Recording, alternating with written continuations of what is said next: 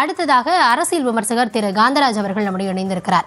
வணக்கம் திரு காந்தராஜ். அதாவது கட்சிகள் அவங்களுக்குள்ள இருக்கக்கூடிய அந்த கால்குலேஷன்ஸ், இது வாக்கு வங்கியை ஒரு புறம் எப்படி அதிகப்படுத்தலாம் அப்படின்றத பார்த்துட்டு இருக்கோம். இன்னொரு பக்கம் அதிமுக இவங்க கூட யார் யார் டிடிவி, ஓபிஎஸ் இவங்க இணைவது மூலமாக வாக்கு வங்கி எப்படி அதிகமாகும். இன்னொரு பக்கம் பாமகவோட இன்னைக்கு சந்திப்பு இருக்கலாம், இல்ல இன்னும் முடிவு செய்யப்படல, அது ஒரு பக்கம் போயிட்டு இருக்கு. பாமக இந்த கூட்டணிக்குள்ள இழுத்து வர வேண்டிய அவசியம் பாஜகவிற்கு எந்த அளவிற்கு இருக்கிறது, அவர்களுடைய நிலைப்பாடு எப்படி இருக்கலாம்?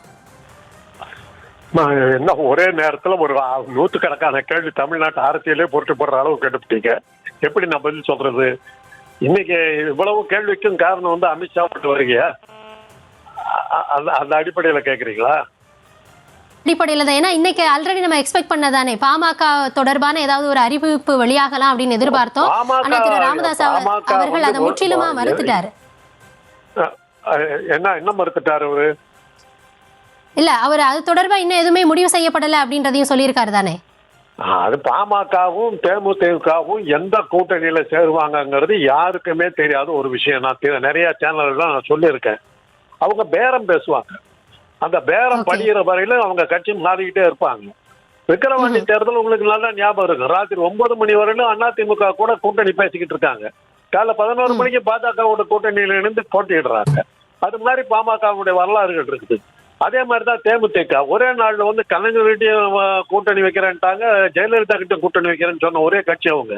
ஆனா இவங்க 2 பேருமே யாரோட கூட்டணியில சேருவாங்கிறது யாருக்குமே அவங்களுக்கே தெரியாது. சில பேரங்களை அவங்க பேசுவாங்க. அந்த பேரங்கள் படிஞ்சாதான் அவங்க வந்து அந்த கூட்டணி கொள்கை அளவான கூட்டணி இல்லை. பாமக பொறுத்தவரையிலும் அவங்க ஒரு குறிப்பிட்ட ஜாதியினுடைய தலைவராக இருக்கிறோம், நாங்க சொன்ன அந்த ஜாதிக்காரர்கள் அத்தனை பேர் ஓட்டு போட்டுருவாங்கிற மாதிரி ஒரு பிரமையை அவங்க உருவாக்கி இருக்காங்க. அந்த அடிப்படையில தான் அவங்க வந்து கூட்டணிக்கு வர்றதே. முதல்ல எல்லாம் வந்து 10.5% ஒண்ணு கேட்டுக்கிட்டு தான் இப்ப அதை கேட்கறத விட்டுட்டு இன்னைக்கு இருக்கிற சூழ்நிலையில பாமகவுடைய நிலைமை ரொம்ப பரிதாபமா இருக்குது. அப்பாவுக்கு மகன் மத்தியில் நடக்கிற சண்டை மிகப்பெரிய அளவுல தான் அந்த தொண்டர்கள்லாம் ரொம்ப நொந்து போயிருக்காங்க. யார் பின்னாடி போறது, யார் கூட இருக்கிறதுன்னு தெரியாத ஒரு சூழ்நிலையில பாமக எந்த அளவுக்கு தேர்தலை நிர்ணயிக்கிற ஒரு சக்தியா வழங்குறது யாராலுமே சொல்ல முடியாது. ஆனா இன்னைக்கு பாஜக இன்னைக்கு இருக்கிற நிலைமையில அகில இந்திய அளவுல அவங்களுக்கு செல்வாக்கு உழுந்து போயிருக்கு. அவங்க ஒரு பெரிய பதட்டத்துல இருக்கிறாங்க. யார் கூடாது எப்படியாவது கூட்டணி சேரணுங்கிற ஒரு கட்டாயத்துல அவங்க இருக்கிறாங்க. இந்த தேர்தல் வந்து அவங்களுக்கு வந்து ஒரு பெரிய ஆசிட் டெஸ்ட். இதுல விழுந்தா அவங்க சுத்தமாக அழிஞ்சு போயிடுவாங்க. அந்த மாதிரி ஒரு சூழ்நிலையில தான் இன்னைக்கு அமித்ஷா இன்னைக்கு வர்றாரு. இந்த கூட்டணியை வந்து எப்படியாவது அவங்களுக்கு சில டெக்னிக் இருக்குது. நீங்க ஒத்து வரலன்னாக்கா.